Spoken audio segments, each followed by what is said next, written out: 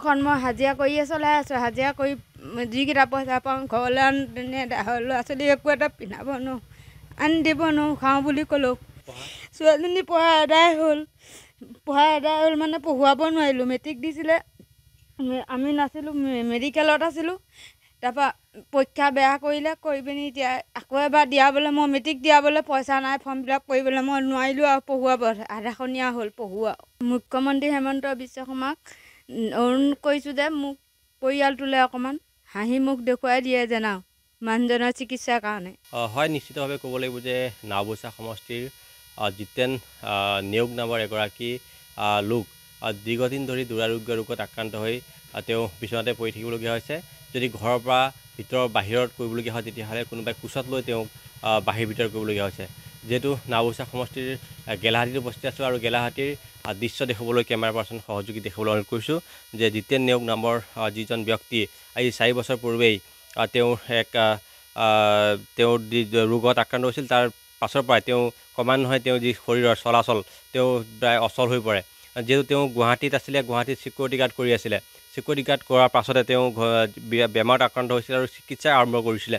তাৰ পাছতে তেওঁ ঘৰলৈ গুচি আহিছিলে। ঘৰলৈ আহি তেওঁ লখিমপুৰ মেডিকেল কলেজত তেওঁ চিকিৎসা কৰিছিল। তাৰ পাছতে ডিব্ৰুগড়লৈ তেওঁক প্ৰেৰণ কৰা হৈছিলে। কিন্তু তেওঁৰ যি সামৰ্থ্য আছিলে চিকিৎসা কৰাৰ ক্ষেত্ৰত তেওঁ ইতিমধ্যেই চিকিৎসা কৰি তেওঁ সৰ্বচন্দ্ৰ হৈ পৰিছে। যিহেতু আয়ুষ্মানৰ কাৰ্ডৰ যোগেদি তেওঁ ট্ৰিটমেণ্ট কৰিছে যদিও কিন্তু তেওঁ সেই ট্ৰিটমেণ্টৰ সুফল পোৱা নাই, যাৰ ফলত আজি ঘৰতে তেওঁ দুৰ্বিষহ জীৱন যাপন কৰিবলগীয়া হৈছে। মই আপোনালোক জানিব চেষ্টা কৰিম যে কিয় হ'ল, কেনেকৈ হ'ল, ক'ৰ পৰা হ'ল। মোৰ গুৱাহাটীত থাকোঁতেই ভৰি এটা বিষ হ'ল, হৈ পেলাই মই বহুত চিকিৎসা কৰিলোঁ গুৱাহাটীতো। তাৰপিছত মোক ডিব্ৰুগড়লৈ ট্ৰেন্সফাৰ দিলে। ডিব্ৰুগড়ত মই ট্ৰিটমেণ্ট কৰিলোঁ, তাতো ঠিক নোহোৱাত মই এতিয়া কি কৰিম, অৱস্থাহীন, ঘৰৰ কোনো অৱস্থা নাই। সেই হেতুকে ঘৰতে আহি আছোঁহি আৰু মুখ্যমন্ত্ৰী ডাঙৰীয়াই মোক কিছুমান দয়া কৰে যেন সেয়াই তেওঁৰ ওচৰত মোৰ সৰল গোহাৰি।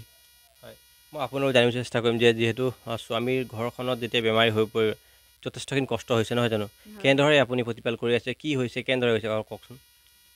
মই হাজিৰা কৰিয়ে ঘৰ চলাই আছোঁ। মই ল'ৰাটো অকণমানি, মই হেৰি কৰিব খোৱাব পিন্ধাব নোৱাৰোঁ, খেতি পথাৰ নাই আৰু যিবোৰ হেৰি হৈছে, মোৰ ল'ৰাটো আজি ছোৱালীজনী পঢ়াত এদায় হ'লেই, ল'ৰাটো এইবাৰ 7ত পাইছেগৈ। মই কলম এটা লাগ বুলি ক'লে আনি দিব নোৱাৰোঁ, বহী কাগজ 31টা আনি দিব নোৱাৰোঁ, মোৰ বেচিবলৈ কিনিবলৈ একো নাই। মুখ্যমন্ত্ৰী হেমন্ত বিশ্ব শৰ্মাক অনুৰোধ কৰিছোঁ যে মোক পৰিয়ালটোলৈ অকণমান হাঁহি মুখ দেখুৱাই দিয়ে যেন আৰু মানুহজনৰ চিকিৎসাৰ কাৰণে। এতিয়া ঘৰখন কেনেকৈ চলাই আছে? ঘৰখন মই হাজিৰা কৰিয়ে চলাই আছোঁ। হাজিৰা কৰি যিকেইটা পইচা পাওঁ ঘৰলৈ ল'ৰা ছোৱালী একো এটা পিন্ধাব নোৱাৰোঁ, আনি দিব নোৱাৰোঁ। খাওঁ বুলি ক'লেও আৰু মই তেনেকৈয়ে ল'ৰা ছোৱালীও তেনেকৈয়ে চলি আছে আৰু কি কৰিম এতিয়া।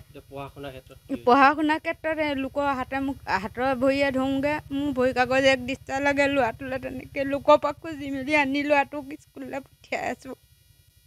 ছোৱালীজনী পঢ়া আদায় হ'ল মানে পঢ়ুৱাব নোৱাৰিলোঁ। মেট্ৰিক দিছিলে, আমি নাছিলোঁ, মেডিকেলত আছিলোঁ। তাৰপৰা পৰীক্ষা বেয়া কৰিলে, কৰি পিনি এতিয়া আকৌ এবাৰ দিয়াবলৈ মই মেট্ৰিক দিয়াবলৈ পইচা নাই, ফৰ্ম ফিল আপ কৰিবলৈ মই নোৱাৰিলোঁ আৰু পঢ়ুৱাব। আধাখনীয়া হ'ল পঢ়ুৱা। এতিয়া ল'ৰাটোকে দিব নোৱাৰোঁ, ছোৱালীজনীক কেনেকৈ পঢ়ুৱাম মই, সেইটো কাৰণেকে বাদ দিলোঁ আৰু ছোৱালীজনী পঢ়ুৱাটো।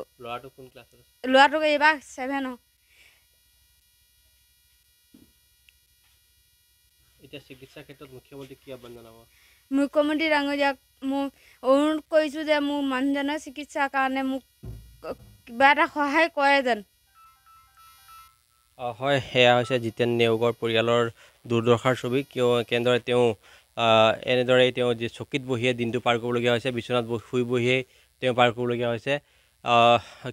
যিহেতু ঘৰটো হৈছে যে প্ৰধানমন্ত্ৰী যিহেতু আৱাস যোজনাৰ অধীনত তেওঁ ঘৰটো পাইছিলে আৰু এই ঘৰটো আধাখনীয়া কৰিছিলে। যিহেতু চিকিৎসাৰ ক্ষেত্ৰতেই তেওঁ সৰ্বোচ্চ তেওঁ ত্যাগ কৰিবলগীয়া হৈছিলে, যাৰ ফলত তেওঁ আজি ঘৰটো আধৰুৱা হৈ আছে। কেমেৰাৰ সহযোগে প্ৰায় দৃশ্যবোৰ দেখুৱাইছে কিদৰে তেওঁলোকৰ আধৰুৱা হৈ আছে ঘৰখন আৰু তেওঁলোকৰ যিহেতু চিকিৎসা কৰি সৰ্বশ্ৰান্ত হৈছে আৰু তেওঁলোকৰ যি গৰু ছাগলী তেওঁলোকে বিক্ৰী কৰি ট্ৰিটমেণ্টৰ ক্ষেত্ৰত আগবাঢ়িছিলে, কিন্তু তেওঁ ট্ৰিটমেণ্টটো আধৰুৱা হৈ ৰৈছে। মুখ্যমন্ত্ৰীক তেওঁলোকে এটাই আহ্বান জনাইছে যে উন্নত চিকিৎসা কৰি তেওঁলোকৰ যিহেতু মাত্ৰ 45 বছৰ বয়স হৈছে। এই 45 বছৰ বয়সতে আজি এনেকুৱা অৱস্থা হৈছে। চিকিৎসা হয়তো ভাল উন্নত চিকিৎসা যদি পায় তেতিয়াহ'লে জিতেন নেওগ নামৰ যিগৰাকী নাওবৈচাৰ যুৱক তেওঁ সুস্থ হৈ উঠিব বুলি তেওঁলোকে আশা কৰিছে।